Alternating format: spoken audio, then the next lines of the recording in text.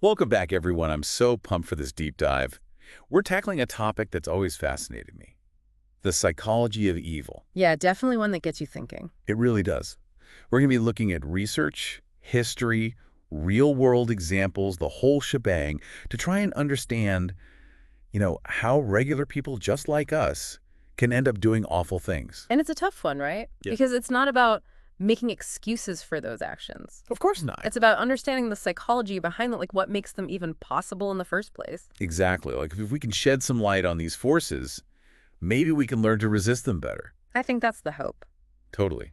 Now, I think most people like to believe they'd never hurt anyone, but history paints a pretty different picture. It sure does. So let's kick things off with something I'm sure a lot of you have heard of, the Stanford Prison Experiment. Ah, yes. The Yeah. SPE. It's practically a textbook example now, right? It is. Yeah. But has it really taught us everything we need to know? Well, that's a good question. It's often used to show how much situations can override our morals. But there are people who question the whole thing. Really? Yeah, some folks say that the guards were encouraged to be more aggressive than they would have been naturally. Huh. So maybe it wasn't just the prison environment itself. Maybe the researchers kind of influenced things more than we thought. That's the argument some people make, yeah. And even if the situation was a huge factor, it doesn't automatically mean we're all just puppets. I see what you mean. Some guards were much worse than others, so that suggests individual differences are at play, too. Makes sense. It's like this other famous experiment, the Milgram study, where people were told to give electric shocks.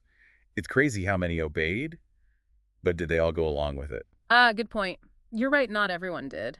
Even with that authority figure pushing them, a good chunk refused. So maybe some people are just naturally more resistant to that pressure. It seems that way, and that's something we need to figure out, like, why are they different? Right, like what did those individuals have in common?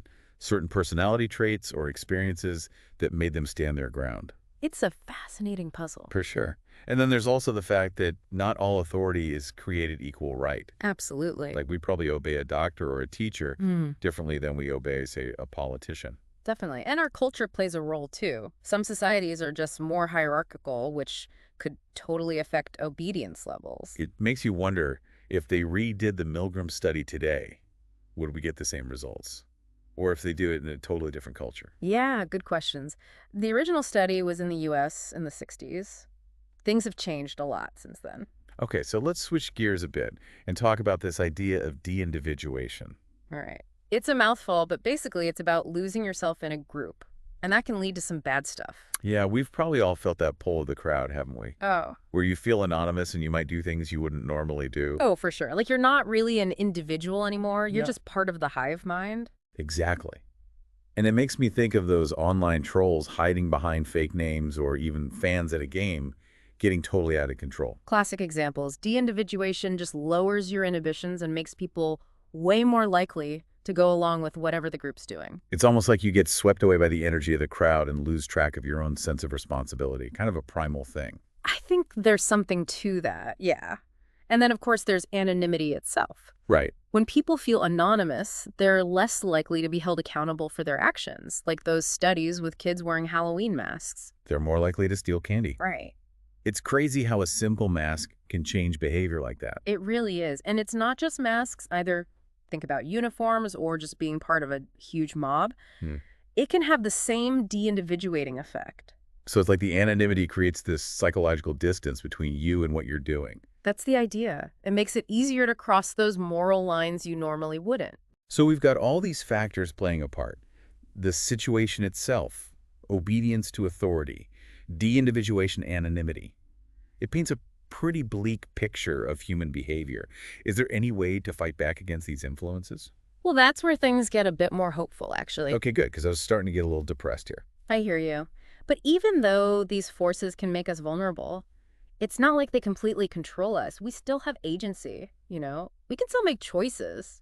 Right, the ability to choose what we do even when things are tough. Yeah. But how do we tap into that agency when there's all this pressure pushing us to conform or obey? Self-awareness is a big one. Okay, so knowing yourself. Yeah, the more we understand our own values, our biases, what sets us off, the better we are at resisting those negative influences. Like it's kind of like having an inner compass. Exactly. It guides you even when everything around you feels crazy. So you're saying we need to know ourselves well enough to recognize when we're being swayed by the situation or by authority or even by the group.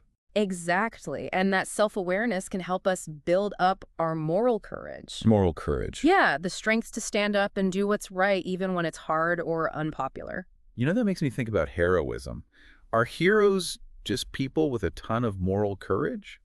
Or is there something more to it? Oh, that's a good question.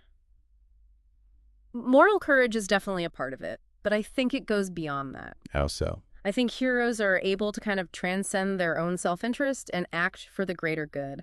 So it's not just doing the right thing for yourself, but for others, even if it means you might suffer for it. Yeah, that's a big part of it. And heroes usually have a lot of empathy and compassion too.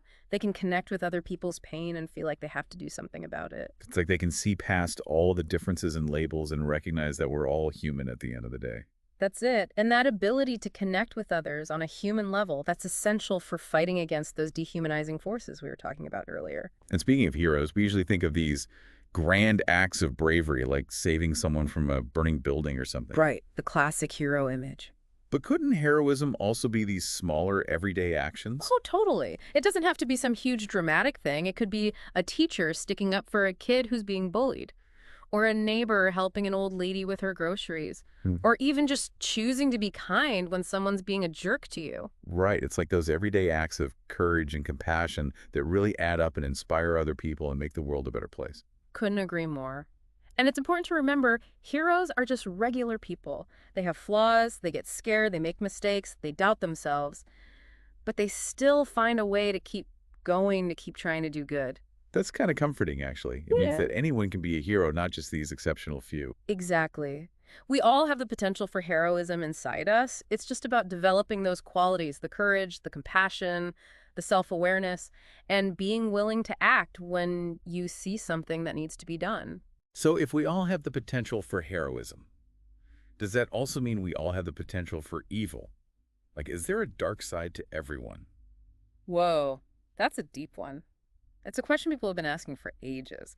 I think we have to acknowledge that we're all capable of both good and bad. Makes sense. We're complicated creatures with a whole mix of emotions and motivations, and our behavior is influenced by so many things. Right. So it's not about labeling people as good or evil. It's about understanding how all these different factors work together.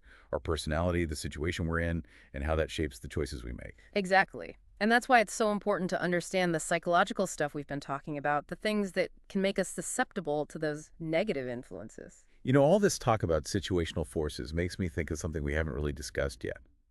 The evil of inaction. Yes, the bystanders. What about the people who see bad things happening and do nothing? Are they guilty too? Wow, absolutely. The evil of inaction, that's a huge problem. It's often driven by fear or apathy or this idea that someone else will step in. Like the bystander effect, right? The more people are watching, the less likely anyone is to do anything. Exactly. And it's not just some psychological theory. It's happened countless times throughout history. The Holocaust, the Rwandan genocide. Wow. But it happens on a smaller scale too, you know, every day. When we don't speak up against injustice or we just ignore someone's suffering. It's like we convince ourselves it's not our problem, that we're not responsible. And that's how evil wins, you know? When good people just stand there and do nothing, silence in the face of evil is basically the same as supporting it. So how do we fight against this evil of inaction? How do we encourage people to step up and say something, even when it's risky or uncomfortable? Education is a good starting point. We need to teach people about the bystander effect, the dangers of staying silent, and the importance of taking responsibility. So it's about giving people the tools to recognize that they can actually make a difference, even if it's just a small act of courage. Yes.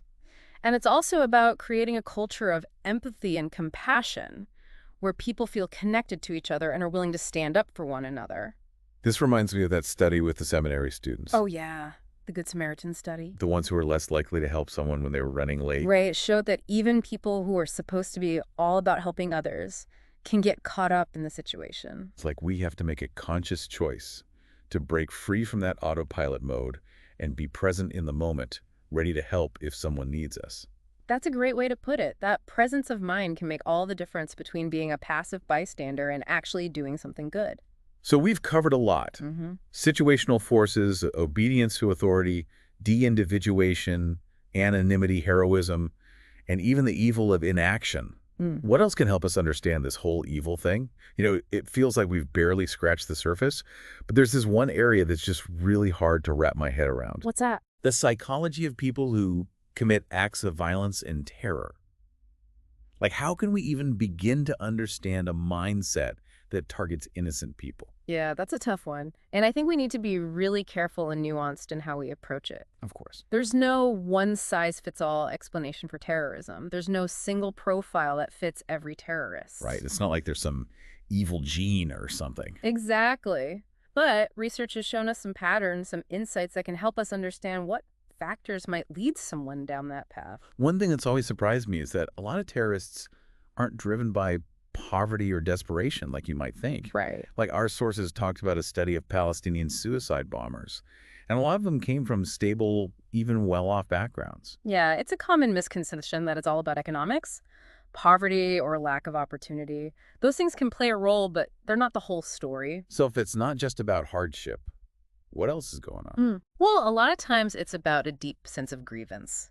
This feeling that they've been wronged or that their group has been treated unfairly. Okay. And that can be fueled by real injustices or perceived one's historical trauma or even political rhetoric that paints an enemy in a really negative light. So it's more about a twisted sense of justice, like they want revenge or payback. Yeah, in a way. But we also have to consider the role of ideology. Okay. Terrorist groups are really good at exploiting existing religious or political beliefs.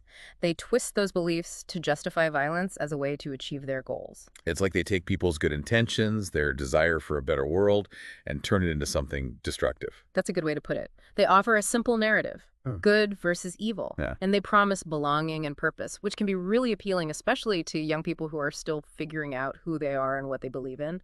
And that's where indoctrination comes in, right? Exactly. Our sources mentioned how these groups use propaganda and peer pressure to shape the way their recruits think. It's all about control. They create these echo chambers where you're only hearing one side of the story.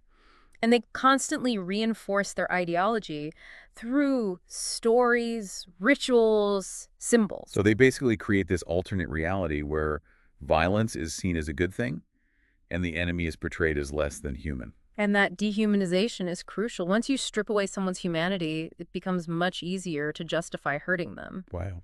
You don't see them as individuals anymore. You don't think about their families, their hopes, their fears. They're just obstacles in your way.